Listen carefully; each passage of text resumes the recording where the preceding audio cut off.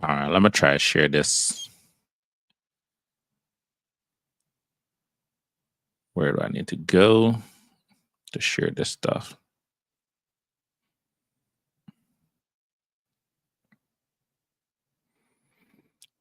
Actually, I should be able to see it on my YouTube. Let's go. Let's go.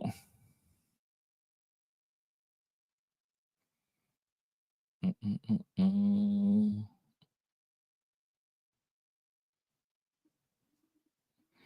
It's the Sabbath. We're chilling. We're chilling on the Sabbath. That's right. All praises, glory, and honor to the Most High Yah. We do so in His only begotten Son, Yeshua HaMashiach. Pray your Sabbath be blessed today. Hallelujah. Everyone is out there going about their business. Pray you repent, turn around, and serve Yah. That's all that is important, is serving Yah, giving Him all the glory and praise on His special day, His holy day that He has set apart for us to worship Him in His only begotten Son, Yeshua HaMashiach's holy name. So, we got a couple things to talk about. There's this book, man. I find this book funny. It's very funny and interesting at the same time, right? So it's a book that goes over the idioms, certain idioms in the text. Now, I'm not here to say they got everything right or I completely agree with everything that they're saying. I just find the book very interesting. And I do think they have a lot of stuff accurate inside there. Okay, a lot of stuff makes sense as to what they're saying. And plus, you got to do your further research to look up where they're getting some of these stuff from. Okay. But I do recommend it to take a look at it and to see how you can apply it to yourself in your walk. And so, this book, right now, I'm going to go over briefly some of the idioms and proverbs, as you can see, I have up on the screen. All right. So, Proverbs is a very interesting book within itself, right? Because it's talking about a lot of proverbs, right? Which are sayings, right? Not just dark saying. I guess some people say dark saying, but sayings like, you know, Chua McCann, me no call no fall. You know, that's something I would say a yard, right? Chua McCann, me no call no fall. Or me throw a stone at the one who get lick ball out. So basically, yeah, say your words. It might be especially hot words, right? And you're not being specific as to the person who you talk to, know you talk about, but you're not being specific. That in Canada, America, or these places, they call it throwing shades, right? I'm like, when I first hear throwing shades, I was like, lampshade. I'm like, what kind of shade? No matter what people are sure shade, what I mean, and I never knew because that's not a part of my culture, right? Idioms and proverbs, they're culturally orientated. They depend on which culture you come from, right? Because different things mean different things mean different things are different to different people. Okay, that sounds like a tongue twister. So yeah, those are some of the sayings we have in the yard. Like, um, don't every hoe have them tick a bush, right? Every hoe has their stick a bush, right? Or say every hoe have them tick a bush, right? So every person have somebody out there that's waiting for them, right? And plethora more. There's so many more. I love our sayings, and so you also have idioms, right, which are uh, closely related to sayings as well, right? So some sayings or idioms or whatever you want to call them that people might be privy to are um, kick the bucket, right? Like you say, yo, you remember such and such? And like, yeah. Well, did you know he kicked the bucket, right? So kick the bucket is, everybody know. Well, most people know that it is talking about somebody passing away, right? Somebody that died, right? Or somebody might say, what is a good icebreaker for how to break the ice for when you're meeting a stranger? Like they're asking you how to start a conversation with somebody who you don't even know, right? Because um, it's kind of hard to talk to strangers, especially these days when everybody is, going about my business, crossing the street, going about my business on a bus. Like a bus used to be a good place to pick up women, for guys who are still single looking a wife, right? And just to meet a friend, especially if you're on a long journey, right? Buses and trains. And you used to just be there, just hi, how are you? Not bad. And you talk until that person becomes your pen pal or whatever, right? But today you can't even say shalom to people on these buses because everybody's in their text watching a movie or preoccupied, right? Especially on chat GPT, people talk to chat GPT all day, then they'll talk to somebody. So anyway, getting carried away here. So yeah, that would be a good icebreaker. Hi, my name is Tom, and I always use my name. My name is Maurice Benjamin. What is your name? What I mean? Introducing yourself is always a good icebreaker, right? Um, where you plan to go? Where you heading? What I mean? Stuff like that. But don't be too aggressive with your question or too inquisitive. People might shut down, right? They're thinking that you're a police. So those are some proverbs, sayings, idioms, right? So Proverbs is full of the book of Proverbs is full of a lot of wisdom. It's poetry and a lot of idiomatic speech, right? So this book here that I'm going over, it talks about some of them. So because we already have Tehillim or Psalms up, we're just gonna work our way from what we have and then finish the Proverbs, right?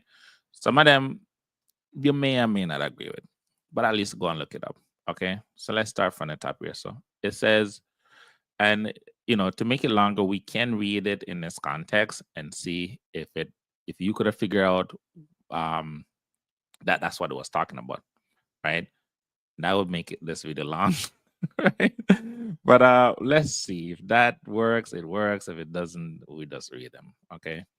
But I'm not gonna do the one for Tehillim because I just want to read it because it's on the screen. Right. It says the rivers of waters run down mine eyes. So that you find that in Tehillim 119, verse 36. It means I cried bitterly. I wept. I wept means cry, right? And I mean, what do you think about that one? That was easy, no? I really think that one was easy. You know what I mean? Because river cried down my eyes like water come down my eye like you're crying. What else could that be? Look to the hand. Look to the hand. That could be your hand could be help, right? So I'm not sure that's what it's talking about. So it's a depend on or to wait up on. Okay, so if it's depending on somebody, you're looking for help, right? So that's what I would think. That means. I wonder if I could put these in another YouTube video and do it like a quiz type of thing, 30, maybe a 10-second delay to see if you can figure this out, what this idiom means. Pretty sure a lot of them you just use common sense, right, to make it make sense to you, right? So it said, so in tears, that which we know the tears are the fake what do they call it? Seed. The fake ones. The one that looks like the original, but it's not the actual original. So that person is if you're sowing in tears, right? You're not being true. Let's see what they say. So it says shortage of food in the spring. Okay. The sower weep when he scatters his precious seed in the ground while his children are hungry. That one is a little bit far from what I was thinking about. They said the shortage of food in the spring. Okay. That what they're saying? So in tears. Talking about the shortage of food in spring. Okay. Okay. And then they put a code that talking to bring some extra information that the sowers weep uh, um, when he scattered his precious seed in the ground while his children are hungry. Oh man, so it's like he's regretting afterwards because he wasn't paying attention, and now he wishes he was paying more attention so that he could have feed them at this particular time.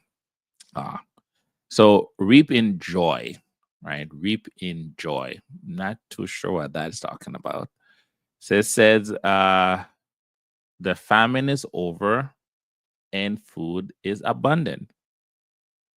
Okay, reap okay, like you. Okay, I get it. I get it. Absolutely, I get it. Yeah, you're reaping your crops. Yes, you're digging them back up. Yeah, yeah, yeah. That makes sense. Okay, my down setting and uprising. My down setting. Okay, so when you're in your low and your high, I guess. Okay, my conduct. Okay, my affairs. That's your down sitting and your uprising. You're being down and you getting up. Talking about your conduct and the things you do, your affairs. Okay. As you can tell, I've never read this before, so I don't know the answers. Cornerstone, yeah, that is an easy one next to that. That's just the most important one, right? That's the most important stone is a cornerstone. Like we know there's a scripture that says the cornerstone that the stone rather that the builder refuses has become the cornerstone, the chief stone, the headstone, the major stone, like that. When you're building a house, you see them after they dig out the foundation and stuff like that. You see them take like a good hour. They can take 1 hour. I guess I'm an expert. I don't know. Just to lay that first stone. Because if that first stone, like I see the man that measure this one stone, how much time this one stone, a block, right, has so many cards attached to it and so many the thing they use to measure it, measure. I don't know what they call it. So they use those things to measure it and stuff before they even stop laying on the rest of the foundation. Because brother, if that one stone and them have to choose the right corner, that is the most level, right? And leveler, that's what they call it. And if that one stone is off by any shape or form, try not to say the house are gonna lean and not gonna be good, right? So they say our cornerstone is beautiful in character and what is this? Chaste. So beautiful in character. I guess that would make sense too. My what I'm looking at as like most important. If you're the cornerstone, you're the most important. Son of man. I'm interested to see what they say this is. An ordinary man, a human being. Oh, there you go. Okay, that's what they say a son of man is, an ordinary man, a human being. Okay. All right. That was the ending of Tehillim. Now we're just gonna push it over to um Proverbs. Let's see what some of the Proverbs have to say. So it said, pour out my spirit up on you. Now, if the Most High is pouring out his spirit, we know there's a lot that comes with the Most High spirit. They got the spirit of wisdom, knowledge and understanding, the spirit of healing, the spirit of blessing, the spirit of prophesying, which is a funny thing because I really wanted to talk today about the spirit of prophesying, right? But there's a lot of people out there right now, especially in my community, um, that they really think that they are prophesying because they have learned how to read the text, right? But it makes me really wonder, is prophet is a person a prophet because he has knowledge as to how to read and interpret the Bible? Are they a prophet because they know how to understand prophecy, especially when it comes to time period? Because the prophecy might be easy to interpret, but what's hard about the prophecy is the timing of the prophecy. Imagine Daniel. Always, a lot of people who knows what Daniel went through um, will bring Daniel up because he went through a similar thing where he understood the prophecy of Jeremiah, but he never understood the timing, right, as to what was going on there. Because it was like, wait a minute, what time is it? Well, we did 70 years, times is up. What's going on, right? But it's very interesting. I was just thinking about that this morning. That was kind of on my spirit. I wanted to do something about that. So let's see what they're talking about. Pouring out the spirit upon you. So give you power and understanding. So that when you read Proverbs chapter 1, and let's read some of them at least, right? Proverbs chapter 1. Let's do verse 23. So it said, turn you at my reproof. Behold, I will pour out my spirit unto you. I will make known my words unto you. So you see, it reading it, it explains itself, right? Okay, next. Let's see if I can read it from here. Let me try to zoom this up a little bit more if it's possible. Did I do something? I messed it up, didn't I? Because I want to just keep looking here. Okay. They shall eat of the fruit of their own way. Right. So you gotta reap what you sow. Proverbs 131. They shall suffer for their own evil deeds. Right. Whatever you reap, whatever you sow, that shall he also reap. Okay. Whatever deed you do, that's what's gonna be back on you. Buckler, it's a protection and defense. That's your buckler. You know, David said, "The Most High is my shield and buckler." Right? Bind them by bind them about thy neck. So you're gonna tie them around your neck. It means be mindful of them and do not forget them. That's why you'll be binding them around your neck. You're gonna remember them. Like we also have, I think, in Devarim chapter, is it 5, where it talks about well, you got to have your mezuzah, right? Which I have another one here I need to put up on my next doorpost. And it also talks about, um, you know, the thing that people strap around their hands and the thing that they put on their forehead. So, what we understand that to mean is that what they're saying, we're going to be mindful of them and don't forget them, right? So we don't put on there's a word for it. I can't remember the name of it right now, but we don't put on all the other stuff. But we do have our mezuzah that we put on to our doorpost in here. We need these things, right? You need these things to warn off spirits, right?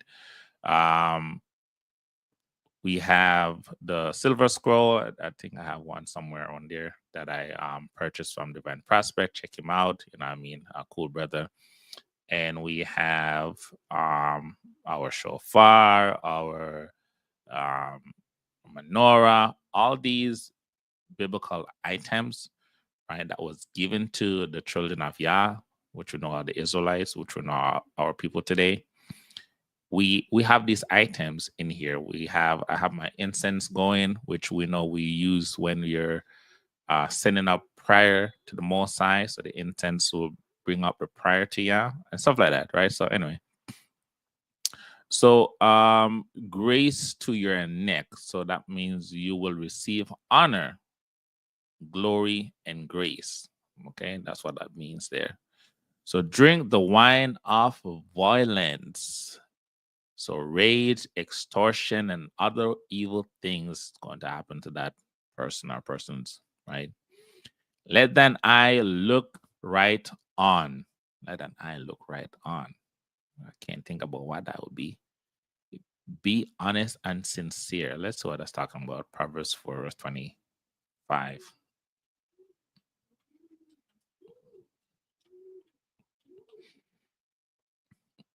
Proverbs 4, verse 25. So this is a new channel, guys. And you know what I mean? Just trying to build a space where we can build on the Sabbath, the Shabbaton, Shabbat morning, right? So if you have any questions, feel free, stop on by, leave a like, a share, a subscribe, so forth and so on. Let me try to find what I'm gonna look for. Okay, I need to go here to Sabbath day. All right, there, here is good.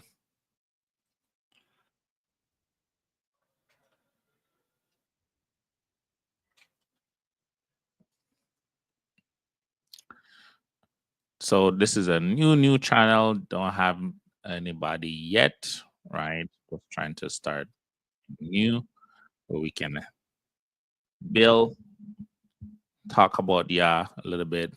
Not to be contentious, especially on the Sabbath. I don't like debates on the Sabbath. You know what I mean? And it reads, "Let thine eyes look right on, and let thy eyelids look straight before thee." And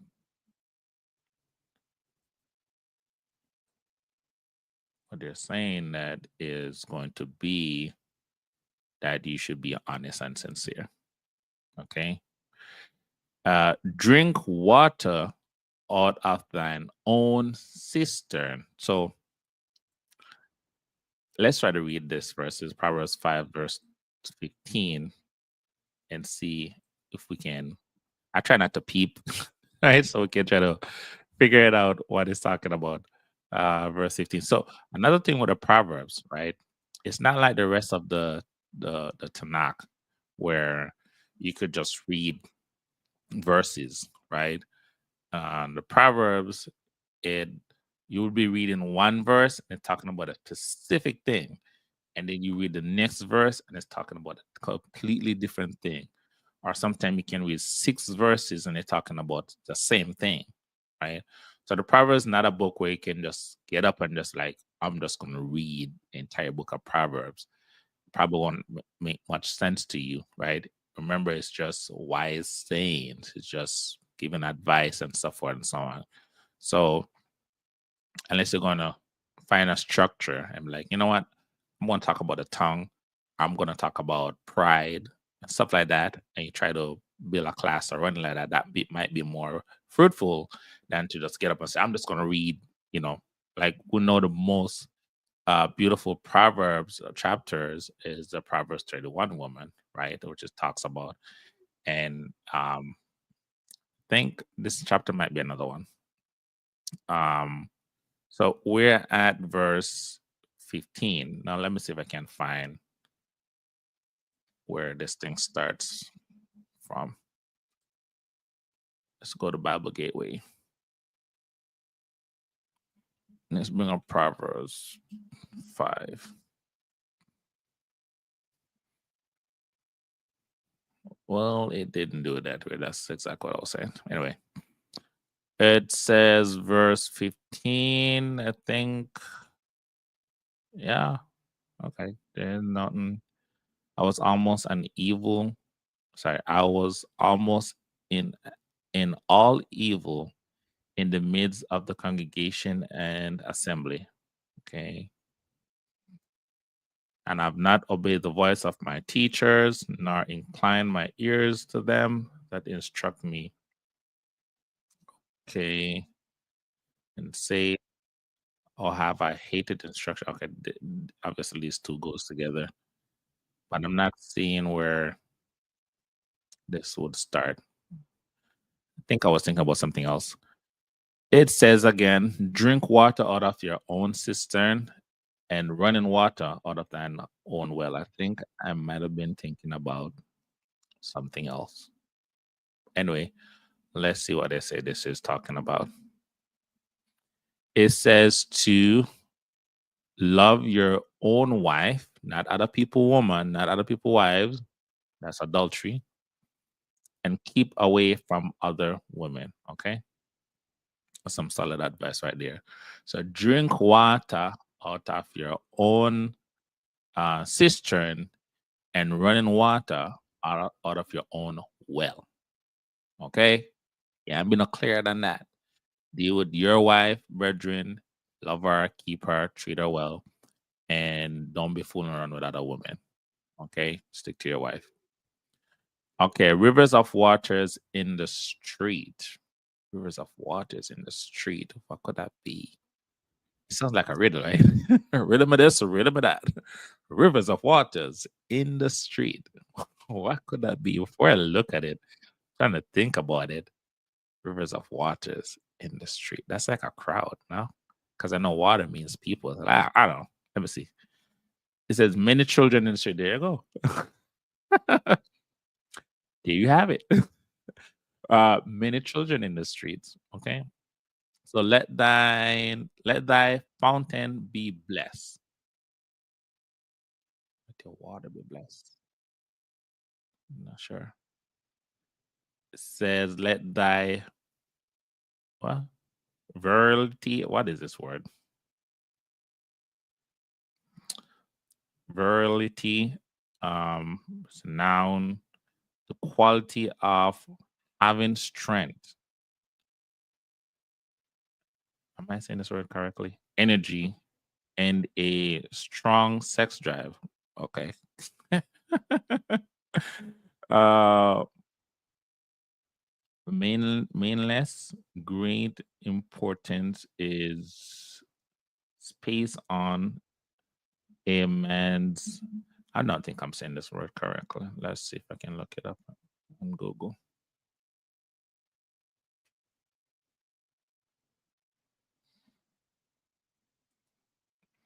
Virili.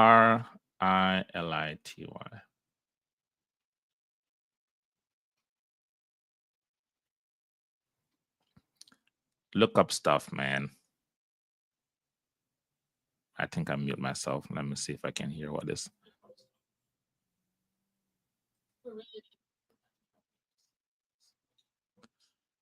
virility, right? The quality of having strength, energy, and a strong sex drive. Okay. Strong stamina. All right. So it means so it said let your fountain be blessed. Okay, okay. I get it. I get it. Let your stamina be blessed. Okay. Noted. All right. Moving on. So bind them up on thy fingers. I think that might be the same thing as to bind them around your neck. Let's see.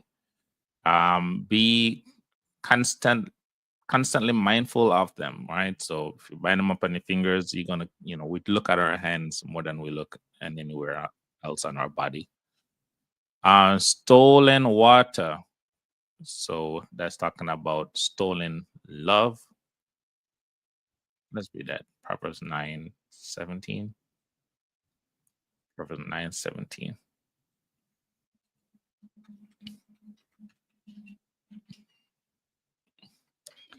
And if you pass by here and already know somebody in Proverbs here mean, you can just leave a comment. If you like the book, you can just leave a comment as well. Stolen water are sweet, and bread eaten in secret is pleasant. Um, I think this. Uh, anyway, I'm not sure if this is a chapter I was thinking about. I'm thinking about a specific chapter. I don't know if this is it. But he know it not that the dead are there, and that her guests are in. This is the one I was thinking about. Are in the depths of hell. So this woman, I think she's a drunken woman who's trying and the seducer, right? Like a what do they call it? Succubus. Right? She's a seducing spirit. She's a seducer, right? She seduced the young man to come and she's married, right? And she seduces the young man to come and play while the cat's away.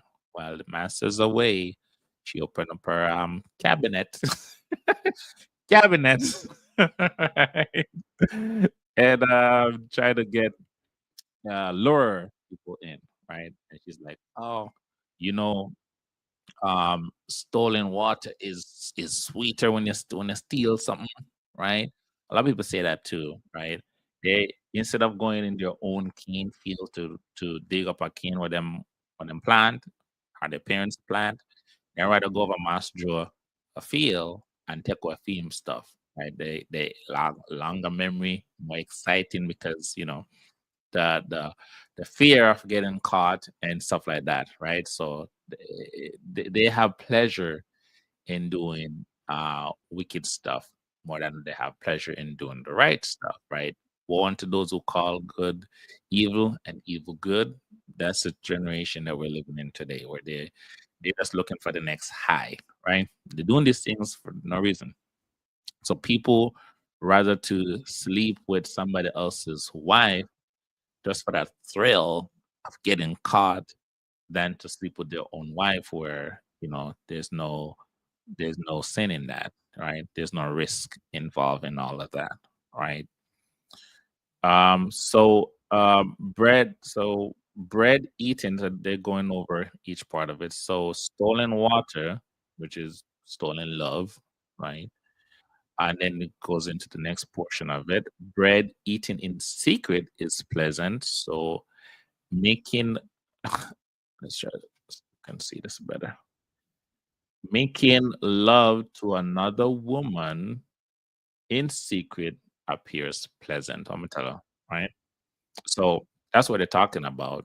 Eating um eating a bread in secret, right? Obviously the bread is stolen as well too. It is more pleasurable. So you're taking a woman that does not belongs to you, right? Um the tree of life. This is interesting. Talking about a good family. Let's read this. Proverbs 11:30. I never heard that one before. Proverbs 11:30 says the tree of life is talking about a, let's see, it's talking about a good family. All praises.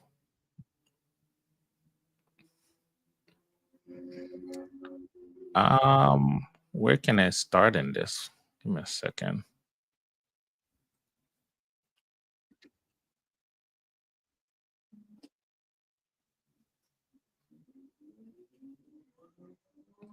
Nope. Let's see if the NIV has a clearer read as to where I can start on this.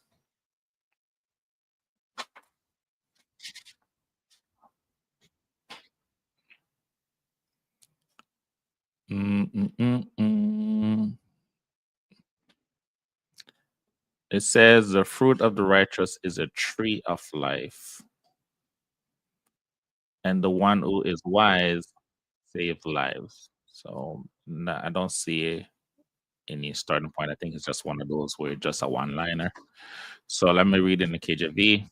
It said, "The fruit of the righteous is a tree of life, and he that winneth soul is wise." So to to be basically two different people are the same people, but same person, right? So the fruit of the righteous is a tree of life. So they're saying the tree of life is um a good family, right? And he that winneth soul is wise, and a person who, like us going out there preaching gospel, so forth and so on, right? That's a wise thing to do. I could say it takes a wise man to do something like that, right? So that I never heard that before. That's interesting. Noted. All right, we're almost at the end of this book already. Well, the book of Proverbs, that is, but there's a lot more in this book to go, right? So it says, "He that keepeth his mouth keepeth his life." What's that talking about? He who talks less keep out of trouble and spares his life. Imagine that. Imagine that. They say, even in the same book, I think it says, even if a fool doesn't speak, he appears wise. So sometimes the less you speak, the wiser people would think you are. So even if you don't know much, just keep quiet and people like, yo, the person is smart.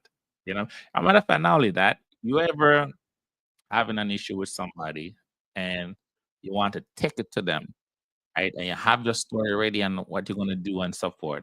And you just put something by the grace of Yah, something, whether something get in the way or what have you, and you just never get a chance to deliver that message, right? And things just play out in your favor anyhow.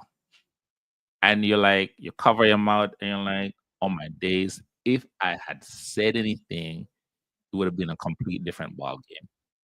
Yeah? That ever happened to you before? Certainly happened to me many times. That's why I practice the text, be slow to wrath, be slow to anger, right? You just gotta be slow to getting angry, right? You don't have to take vengeance. Vengeance is the Lord. So just be slow to wrath, be angry, but sin not. All these things you got to take into account so you can take control of that inner man. So the text tells us that um, he that keepeth his mouth. So if you keep your mouth, sometimes there's a time for everything, as we know. Keep it to your life. So he who talks less, keep out of trouble.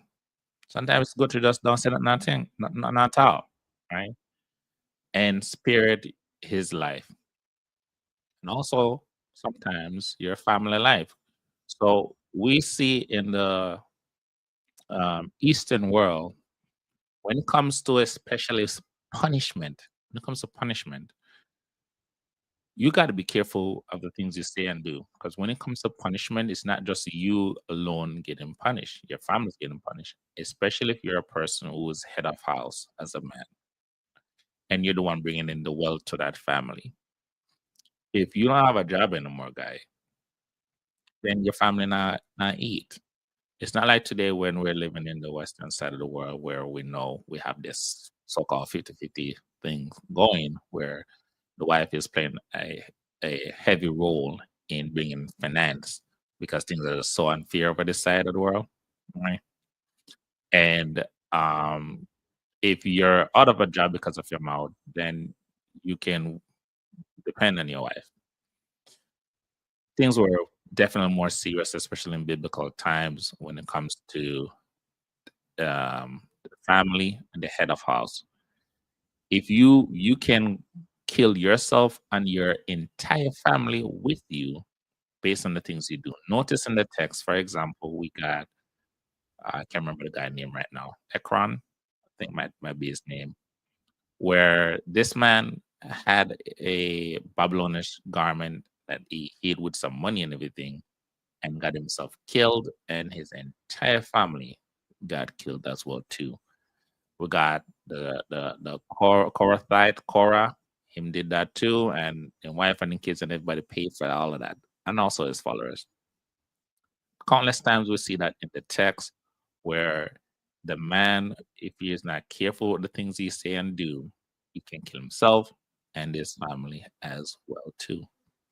Serious times because we know the Eastern culture and the Western culture are so vastly different, right? People were doing. We were talking about this couple Sabbath backs that how different we are, how things. in the Western side are more me, my, I, all about me. Selfie. I'll take a break right now. Selfie, looking good, right? And they don't care about other people. They don't care about themselves. While in the Eastern side is more community, family orientated, right? Togetherness, right? Moving on. So we got a next one, Proverbs 18 and 14 said, a wounded spirit. Hmm. It's hurt pride. What I mean, hurt pride. What is that? Hurt pride. No idea. Got stumped out right there. A wounded spirit means hurt pride. Oh, your pride got hurt. Okay. Got it. Got it. Got it. Okay. Next, we got hasty feet. So ready to do evil and commit crime. Those are the hasty feet. They just all about the place, man. Running, ready to just take action and make the wrong decision. Can't be hasty in making decision. You might make the wrong decision. Remember, slow to wrath. You gotta go slow, especially when it comes to life and this situation. So moth, I guess that those are the cobweb and so forth where it's in the house. Moth filled with sorry, it's a mouth. Mud filled with gravel. Okay, that's not a nice feeling.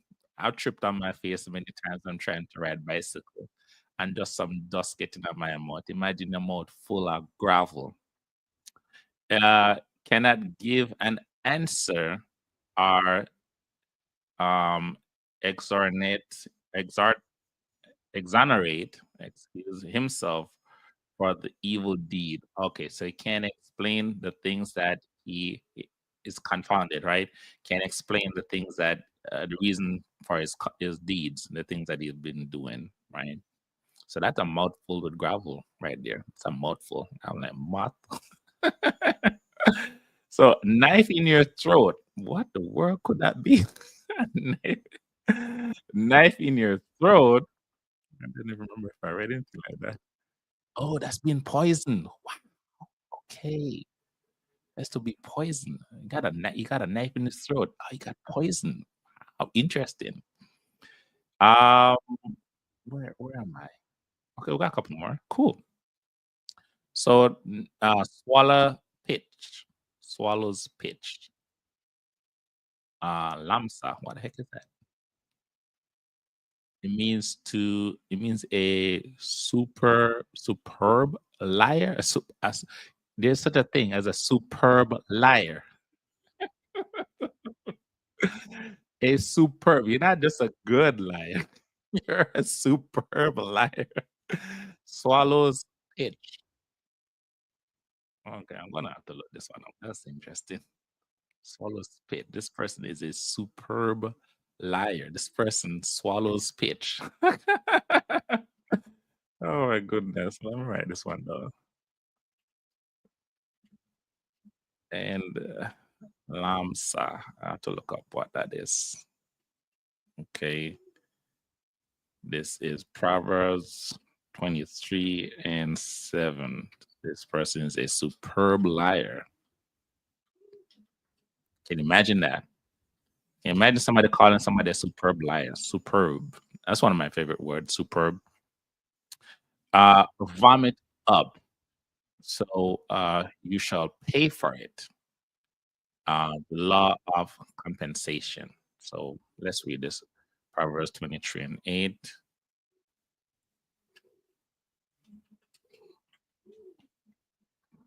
Man, if you're listening to this, man, and you haven't liked the video yet, what you doing? Proverbs 23 and 8. Uh, the morsel which thou hast eaten shall thou vomit up. You're going to pay for and lose thy sweet words. Lose your sweet words. Yeah. Let me say they talk about that portion. No, they didn't talk about that portion. So you shall pay for it, right? You got the law of compensation. So if you take something we got in Waikra Leviticus that talks about, for instance, if you eat, let's say, for instance, you eat the priestly sacrifice that was meant for the priest to eat by accident, you didn't know, you have to give back um, a fifth plus 10%, I believe. So I think you have to give back like 15% of what that is supposed to be, right? Red eye, that's considered to be drunkenness.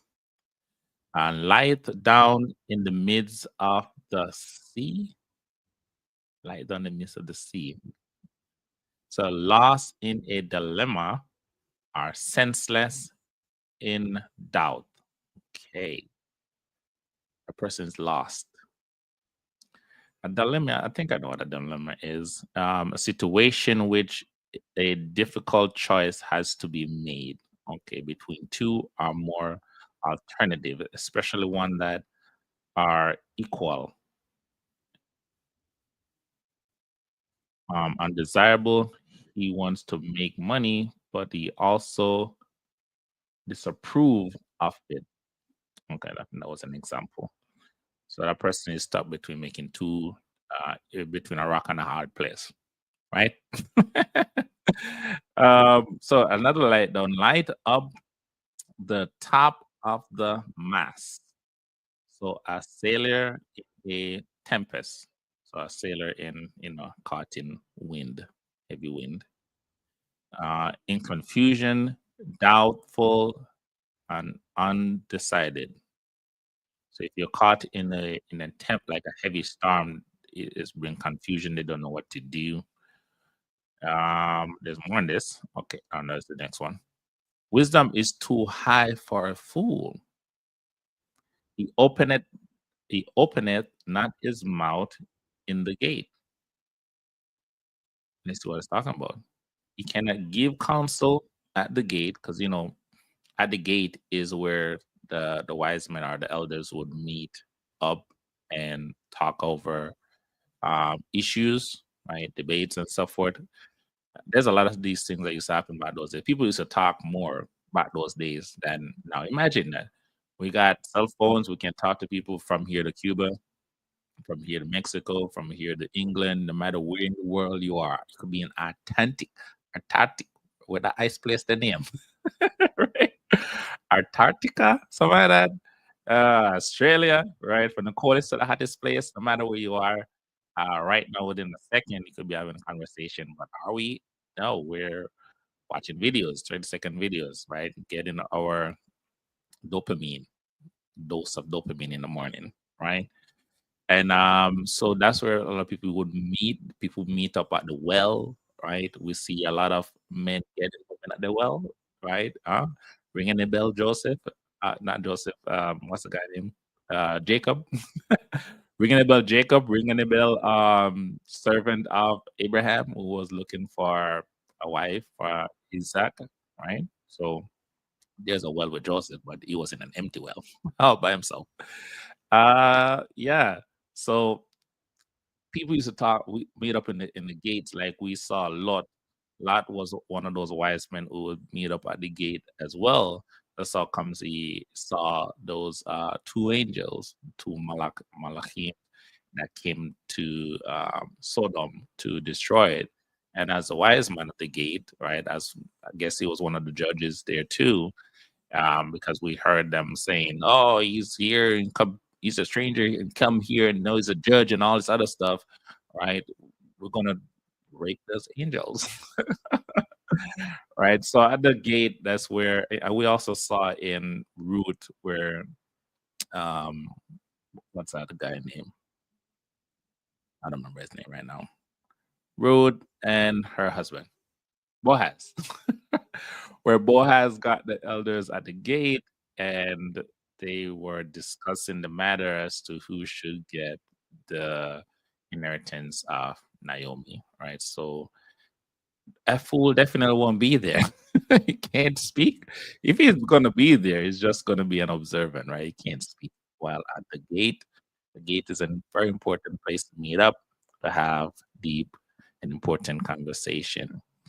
So wisdom is too high for a fool. He opened not his mouth in the gate. So he cannot give counsel at the gate. In the east, meetings are held at the tongue. You see that? That's right. That's where they meet up. Told you so. Um, dropping off sand on the string of a musical instrument. Dropping off sand on a string instrument. Wasting time. That is wasting time. Wow. Okay. He called a fire upon his head. I don't think this one needs any breakdown, any explanation. I thought this was in Isaiah. I guess Isaiah used it as well too, because I only remember the one in Isaiah. But he called a fire upon somebody's head is something that you should definitely try your best to do, right? To really try your best to look after your enemies as Christ. You see, a lot of people like to make it look like Christ done away with the law and he was just teaching this new version of love that was never present in the Tanakh, and that's not true. That is so not true. Christ came to reinforce the Tanakh, the Torah rather, right? And to get rid of traditions. Come on, the Matthew 16, or I think it was 16, or maybe 15. I think it was 15. Explain that clear that the man is there to get rid of all these traditions and to bring back the laws of Yah, not to do away with it. At Matthew chapter 5, verse 17 clearly explains that he's not come to do away with. So um this loving your enemy theme, we do see it in Tanakh. We do see it in Torah. I would stick with Torah. We see it in Torah where it tells you that if your enemy is falling under his load, you should turn back and help him. And also if your enemy, horse or animal or whatever, get loosed and it's on the road and you know that's Mass Joe donkey, you need to bring it back to Mass Joe. That's your responsibility. Even though in chop off the other day or what have you, or you cause something some stone, what have you, you're still supposed to look out for your enemy, which is your brother. You're supposed to look out for him, right? So, and when you do that, let's say this guy's upset with Master Joe, and him to Master Joe has our donkey, our stray, and him grab him and bring him back. That's just gonna make Master Joe embarrassed. That's what it's talking about. He call upon them head. So when you're doing good for people who are now your enemy, basically. So it said, do good to them so that you may cause them to regret the evil he has done to you. So always try to do good to those who don't wish you well and practice to be in the meek position. Okay. So I won't be able to finish right now. My family is getting up and there's going to be a lot of noise and so forth and so on. I think this was wonderful. And it's wow, look at that, an hour already. This is a good book, man. And I would say find it, read it. It's called The Idiom in the Bible Explained and Key to the Original Gospel. Just look things up to clarify and verify what they're talking about. Yeah. So yeah, good chatting it up with you guys. Leave a comment. This is a new channel. And I'm doing it in a way where people can jump on here. We could just build in the Sabbath mornings and just have biblical discussion. More Benjamin. Shabbat. Shalom. Have a wonderful Sabbath.